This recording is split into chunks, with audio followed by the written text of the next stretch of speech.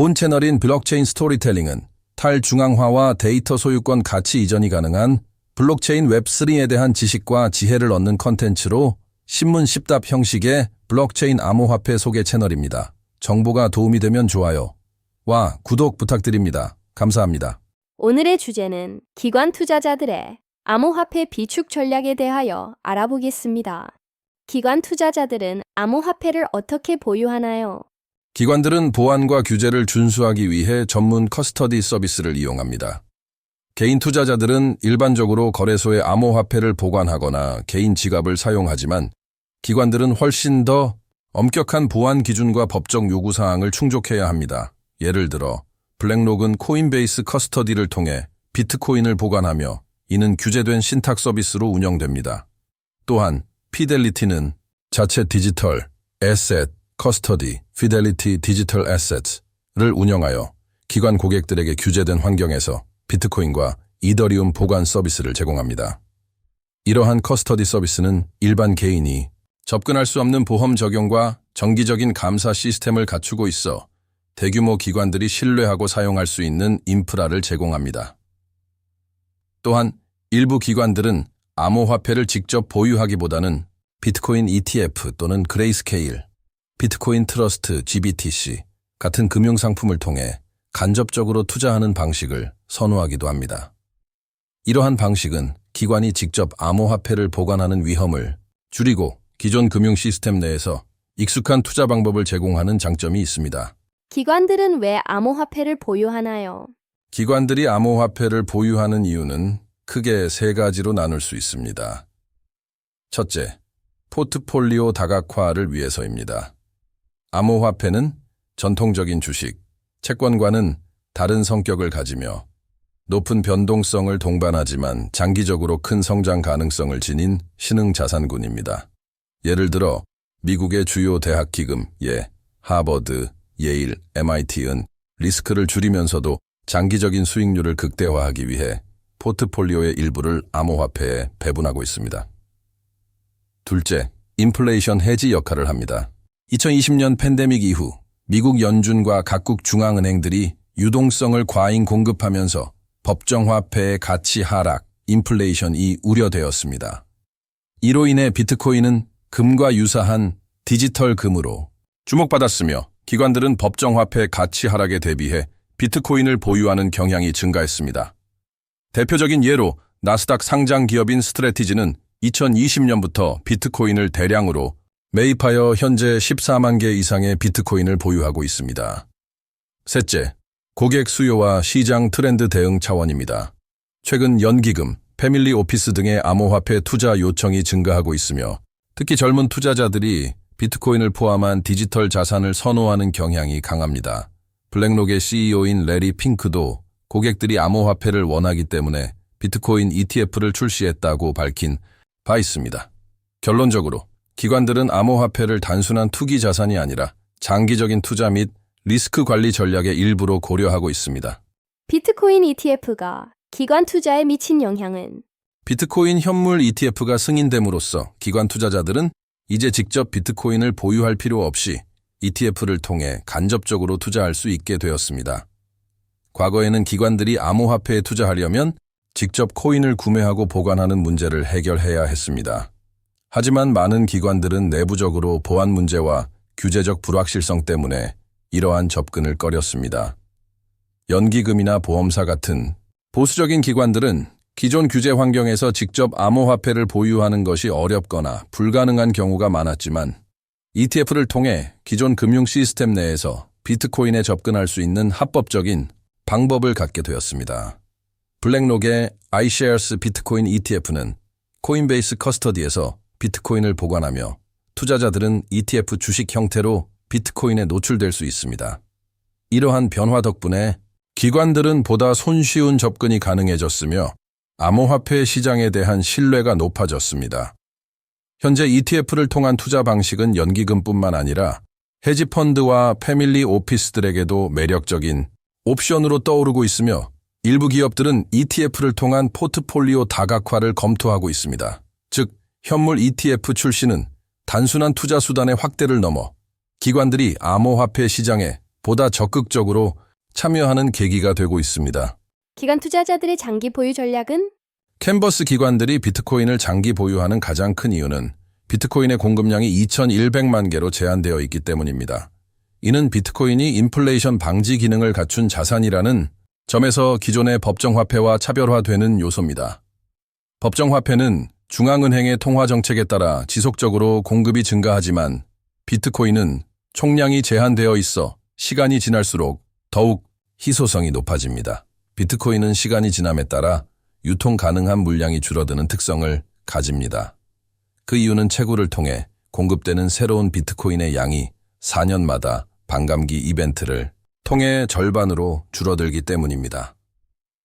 가장 최근의 반감기는 2024년에 발생하였으며 이에 따라 신규 채굴되는 비트코인의 공급량이 점점 감소하면서 시장에서 매도 압력이 줄어들고 가격이 상승할 가능성이 커집니다. 이러한 반감기 이벤트는 비트코인의 장기적인 가격 상승을 예측하는 주요 요인 중 하나로 작용합니다. 또한 기관들은 비트코인을 자산 포트폴리오 다각화의 수단으로 활용하고 있습니다. 전통적인 주식과 채권의 경우 글로벌 경제 위기 시 변동성이 증가하면서 가치를 유지하는 것이 어렵지만 비트코인은 주식 및 채권과의 상관관계가 낮은 자산으로 여겨지기 때문에 기관들이 리스크 관리 차원에서 일부 비중을 비트코인으로 전환하는 사례가 늘어나고 있습니다. 결론적으로 기관들이 비트코인을 장기 보유하는 이유는 희소성, 인플레이션 방지, 방감기로 인한 공급 감소, 포트폴리오 다각화와 같은 여러 가지 요인이 복합적으로 작용하기 때문입니다. 이와 같은 특성을 고려할 때 기관들은 비트코인을 단순한 투기 자산이 아니라 장기적으로 안전하게 가치가 보존되는 자산으로 바라보고 있으며 이에 따라 지속적인 매입과 보유 전략을 추진하고 있습니다. 비트코인 ETF 출시 후 기관 자금 유입 변화는 비트코인 ETF 출시 후 기관 자금 유입 변화는 비트코인 ETF 승인 이후 기관들의 투자 흐름은 크게 변화하였습니다. 승인 직후 초기 며칠 만에 수십억 달러 규모의 자금이 유입되었고 이는 기관들이 암호화폐 시장에 대한 신뢰를 회복하고 있음을 보여주는 신호였습니다. 과거에는 기관들이 직접 비트코인을 구매하고 보유해야 했지만 ETF가 출시되면서 전통 금융시장 내에서 더욱 쉽고 안전하게 비트코인에 투자할 수 있는 환경이 조성되었습니다. 대표적인 사례로 블랙록의 비트코인 ETF는 출시 첫 주에 수십억 달러의 유입을 기록했으며 이는 연기금과 헤지펀드들이 새로운 투자 수단으로 비트코인을 공식적으로 포트폴리오에 편입하기 시작했다는 점을 보여줍니다. 또한 피델리티, 인베스코, 파넥과 같은 주요 자산 운용사들도 비슷한 흐름을 보이며 기관, 자금의 유입을 촉진하고 있습니다. 이러한 ETF를 통한 기관들의 투자 방식은 특히 법률적, 규제적 문제를 해결하면서 비트코인 투자를 정당화하는 효과를 주었습니다. 예를 들어 전통적인 기관 투자자들은 직접 암호화폐를 보유하는 것이 규제상 어렵거나 리스크가 높은 경우가 많았으나 ETF를 통해 법적으로 보호받는 금융상품으로 접근할 수 있게 되었습니다. 이는 장기적으로 비트코인이 기관 포트폴리오에서 하나의 주요 자산군으로 자리 잡게 되는 계기가 될 가능성이 큽니다. 또한 ETF가 승인된 후 기관들의 투자 전략도 변화하고 있습니다. 기존에는 그레이스케일 비트코인 트러스트, GBTC와 같은 신탁형 투자 상품을 통해 비트코인에 접근하던 기관들이 이제는 수수료가 낮고 보다 효율적인 ETF 상품으로 이동하고 있습니다. 이로 인해 GBTC의 할인율이 축소되거나 ETF와의 경쟁이 심화되는 등 투자 구조의 재편이 이루어지고 있습니다. 궁극적으로 비트코인 ETF의 출시는 단순한 자금 유입 이상의 의미를 가집니다. 기관 투자자들은 이제 비트코인을 주류 금융 시스템 내에서 하나의 자산 클래스로 받아들이고 있으며 이를 통해 암호화폐 시장이 더욱 안정적이고 성숙한 형태로 발전해 나갈 것으로 기대됩니다. 비트코인과 알트코인의 기관 투자 전략 차이는 맞습니다. 기관들은 비트코인을 디지털 금으로 간주하고 있으며 장기적인 가치 저장 수단으로 보유하는 경우가 많습니다. 이는 비트코인이 공급이 제한되어 있고 시간이 지남에 따라 가치가 증가할 가능성이 높다는 점에서 비롯됩니다. 예를 들어 미국 상장 기업인 마이크로스트래티지는 2020년부터 꾸준히 비트코인을 매입하여 현재 약 14만 개 이상을 보유하고 있습니다. 이 회사는 비트코인을 단순한 투자 자산이 아니라 기업의 장기적인 재무 전략의 핵심 요소로 간주하고 있으며 이는 점점 더 많은 기업과 기관들이 따르는 방식입니다. 반면 알트코인은 기술적 혁신과 트렌드 변화에 따라 투자됩니다. 이더리움 같은 대표적인 알트코인은 스마트 컨트랙트 기술을 기반으로 다양한 탈중앙화 금융 디파이 및 웹3 애플리케이션의 중심이 되고 있습니다. 기관들은 이더리움을 포함한 특정 알트코인을 주로 기술의 발전 가능성과 실질적인 유틸리티 사용 사례를 고려하여 투자합니다. 예를 들어 그레이스케일, 이더리움 트러스트, ETH는 기관들이 규제된 환경에서 이더리움에 투자할 수 있도록 제공하는 대표적인 금융상품입니다. 최근 블랙록과 같은 대형 자산 운용사들도 이더리움 ETF 도입을 검토 중이며 이는 기관 투자자들의 관심이 증가하고 있다는 신호입니다. 또한 특정 분야에서 강세를 보이는 알트코인, AI 관련 코인, RWA 토큰화 프로젝트 등의 기관들이 전략적으로 투자하는 사례도 늘어나고 있습니다. 예를 들어 최근 블랙록과 피델리티는 RWA 실물 자산 토큰화 시장에 대한 관심을 보이며 이를 기반으로 한 블록체인 프로젝트에 직접 투자하는 방식도 검토하고 있습니다. 이는 기관들이 단순한 암호화폐 매매를 넘어서 블록체인 기술이 실물 경제와 어떻게 결합될 수 있는지에 대해 깊이 고민하고 있음을 보여줍니다.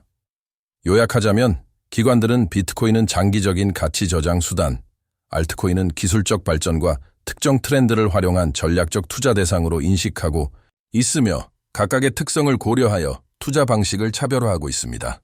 기관들이 주로 사용하는 암호화폐 커스터디 서비스는 기관들이 암호화폐를 보관하는 방식은 일반 개인 투자자들과는 큰 차이가 있습니다. 개인 투자자들은 거래소에 암호화폐를 보관하거나 개인 지갑, 하드웨어 월렛, 소프트웨어 월렛을 사용하는 경우가 많지만 기관 투자자들은 전문 커스터디 서비스를 통해 암호화폐를 안전하게 보관합니다. 대표적으로 코인베이스 커스터디는 미국 규제 당국의 승인 아래 운영되는 신탁 서비스로 기관 투자자들이 비트코인과 기타 디지털 자산을 안전하게 보관할 수 있도록 지원합니다. 코인베이스 커스터디는 콜드 스토리지 기반으로 운영되며 보험 적용과 다중 서명, 물티식도 기능을 제공하여 보안을 극대화합니다. 또한 피델리티 디지털 애셋은 전통 금융기관인 피델리티에서 운영하는 기관급 암호화폐 보관 서비스로 장기 투자자들이 안전하게 암호화폐를 보유할 수 있도록 지원합니다. 피델리티는 자체적인 보안 인프라와 정기적인 감사를 통해 기관들이 신뢰할 수 있는 환경을 제공합니다. 비트고, 비트고 역시 기관들을 위한 전문 커스터디 서비스를 제공하는 기업으로 1억 달러 이상의 보험 적용, 다중 서명 기술, 콜드 스토리지 보관 기능을 통해 암호화폐 보안의 최전선에 있습니다. 2013년 설립된 비트고는 전 세계 1,500개 이상의 기관 고객을 보유하고 있으며 주요 금융기관들의 신뢰를 받고 있습니다. 한편 앵커레지는 미국 최초로 연방 승인을 받은 디지털 자산 은행으로 대형 기관 및 핀테크 기업을 대상으로 보관 서비스를 제공합니다. 다른 커스터디 서비스와 마찬가지로 강력한 보안 프로토콜을 적용하며 특히 기관 투자자들이 법적으로 보호받으면서 암호화폐를 보관할 수 있도록 하는 것이 특징입니다. 최근에는 BNY 멜론, 스테이트 스트리트와 같은 글로벌 금융기관들도 암호화폐 커스터디 시장에 진출하고 있으며 이는 기관 투자자들이 암호화폐를 신뢰할 수 있는 환경에서 안전하게 보관할 수 있도록 하기 위한 움직임으로 볼 수 있습니다. 요약하자면 기관 투자자들은 단순한 거래소 지갑이 아닌 전문 커스터디 솔루션을 통해 보안성과 규제 준수 요건을 충족하면서 암호화폐를 보관하는 방식을 선호합니다. 헤지펀드들은 단기 트레이딩 전략을 선호하나요? 맞습니다. 헤지펀드는 차익거래, 롱숏 포지션, 고빈도 매매 등을 활용하여 변동성을 기반으로 단기적인 수익을 창출하는 것을 목표로 합니다.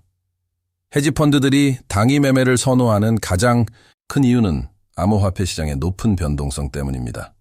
암호화폐는 전통적인 금융자산보다 가격 변동 폭이 크기 때문에 가격의 급등락을 활용한 수익 창출이 가능합니다.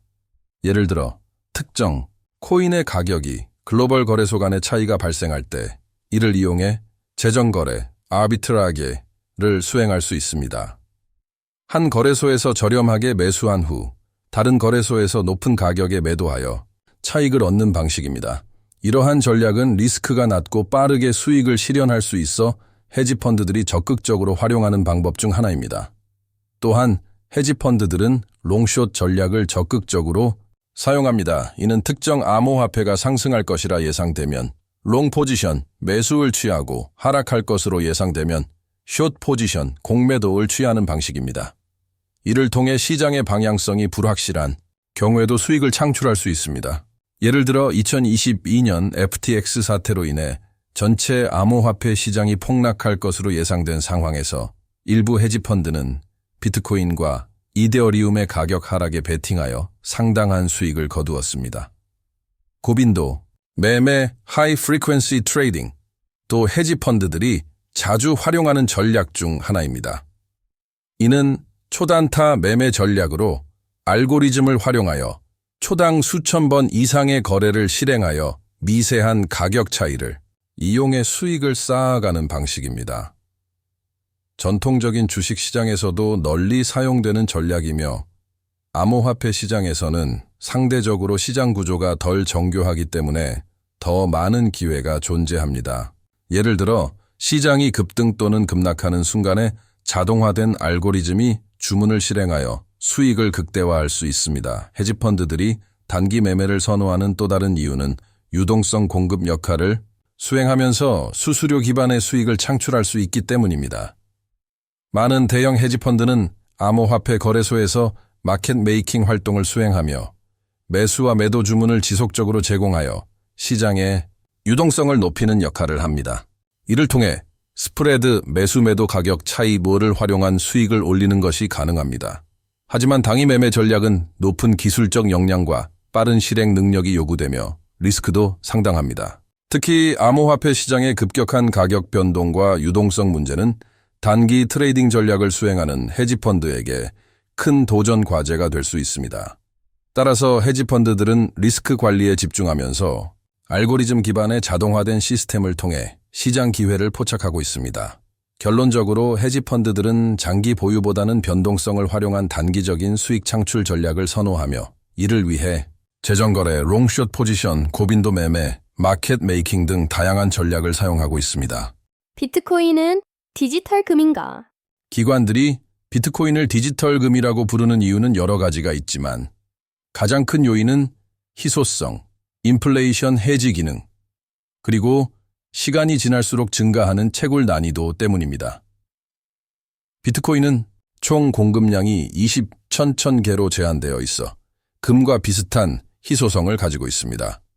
법정화폐 달러, 유로 등은 중앙은행이 통화정책을 통해 지속적으로 공급을 늘릴 수 있지만 비트코인은 기본적으로 채굴량이 한정되어 있고 시간이 지남에 따라 공급이 줄어드는 구조를 가지고 있습니다. 이는 금과 마찬가지로 시간이 지나면서 가치를 유지하거나 상승할 가능성이 높다는 점에서 기관들이 비트코인을 디지털 금이라고 부르는 중요한 이유 중 하나입니다. 또한 비트코인은 인플레이션 해지 수단으로 사용됩니다. 글로벌 금융위기나 경제 불확실성이 증가할 때 법정화폐의 가치는 하락할 가능성이 큽니다. 2020년 팬데믹 이후 각국 정부가 양적 완화 정책을 시행하면서 화폐 공급이 증가했고 이에 따라 법정화폐의 구매력이 약화되었습니다. 이러한 상황에서 기관들은 금과 함께 비트코인을 안전자산으로 간주하고 투자 비중을 늘리기 시작했습니다. 예를 들어 마이크로스트래티지는 이러한 논리를 기반으로 2020년부터 지속적으로 비트코인을 매입했으며 현재까지 14만 개 이상의 비트코인을 보유하고 있습니다. 시간이 지날수록 비트코인의 채굴 난이도도 증가하고 있습니다. 비트코인은 4년마다 반감기를 거치면서 블록당 채굴 보상이 절반으로 줄어듭니다. 이는 금이 시간이 지나면서 채굴이 점점 어려워지고 채굴 비용이 상승하는 것과 비슷한 원리입니다. 2024년 4월에 발생한 반감기 이후 채굴 보상은 6.25BTC에서 3.125BTC로 감소했으며 이는 장기적으로 시장에 공급되는 비트코인의 양이 줄어든다는 것을 의미합니다. 이러한 공급 감소 효과는 역사적으로 비트코인 가격 상승을 촉진하는 요인으로 작용해 왔습니다. 마지막으로 비트코인은 자산 이동성과 저장 용이성 측면에서도 금보다 유리합니다. 금은 물리적 형태로 존재하기 때문에 운반과 보관에 많은 비용이 들지만 비트코인은 디지털 자산이기 때문에 몇 초 만에 전 세계 어디든 전송할 수 있으며 보관도 쉽습니다. 이는 특히 글로벌 기관들이 자산을 다변화하는 과정에서 비트코인을 더욱 매력적으로 보는 이유 중 하나입니다. 결론적으로 기관들은 비트코인을 단순한 투기 자산이 아니라 희소성을 가진 디지털 자산, 인플레이션 방어 수단, 공급이 제한된 안전자산으로 인식하고 있으며 이러한 특성들이 결합되어 비트코인을 디지털 금이라고 부르게 된 것입니다. 비트코인 ETF가 기존 투자 방식과 다른 점은 비트코인 ETF는 기존의 직접 투자 방식과 몇 가지 중요한 차이점을 가지고 있습니다. 첫째, 접근성과 규제 준수입니다. 기존 방식에서는 기관이나 개인이 비트코인을 직접 구매하려면 암호화폐 거래소에서 계좌를 개설하고 지갑을 설정한 후 보관하는 과정을 거쳐야 했습니다. 하지만 ETF를 통해 투자하면 기존의 증권 계좌에서 간편하게 비트코인에 투자할 수 있으며 기관들도 기존 금융 규제 내에서 합법적으로 투자할 수 있습니다. 예를 들어 연기금이나 보험사 같은 보수적인 기관들은 기존 법률상 직접 비트코인을 보유하기 어려웠지만 ETF를 통해 법적으로 보호받는 금융상품으로 투자할 수 있게 되었습니다. 둘째, 보관 및 보안 문제 해결입니다. 기존 방식에서는 투자자가 비트코인을 직접 보유해야 했으며 해킹 위험과 지갑 분실 등의 문제를 스스로 해결해야 했습니다. 하지만 ETF를 이용하면 커스터디 수탁 서비스를 통해 기관이 직접 관리하지 않고도 안전하게 보유할 수 있습니다. 예를 들어 블랙록의 iShares 비트코인 ETF는 코인베이스 커스토디에서 비트코인을 안전하게 보관하며 투자자들은 ETF 주식 형태로 비트코인에 접근할 수 있습니다. 셋째, 세금 및 회계 처리의 용이성입니다. 기존의 비트코인 투자는 법적, 회계적 측면에서 복잡한 절차를 요구하는 경우가 많았지만 ETF는 기존 금융상품과 동일한 방식으로 세금과 회계 처리가 가능하기 때문에 기관 투자자들에게 더욱 매력적인 옵션이 되었습니다. 예를 들어 기업이 직접 비트코인을 보유하면 자산의 변동성을 회계에 반영해야 하는 부담이 있지만 ETF를 통해 보유하면 보다 표준화된 방식으로 투자 관리를 할 수 있습니다. 넷째, 유동성 제공 및 시장 안정성 증가입니다.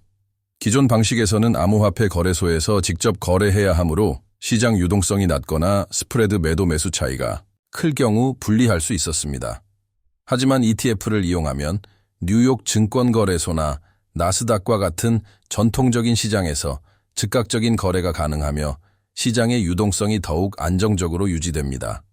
결론적으로 ETF는 기존의 직접 투자 방식보다 더 안전하고 편리하며 규제 내에서 투자할 수 있는 방법을 제공하며 이러한 이유로 기관 투자자들이 비트코인 ETF를 선호하는 경향이 강해지고 있습니다.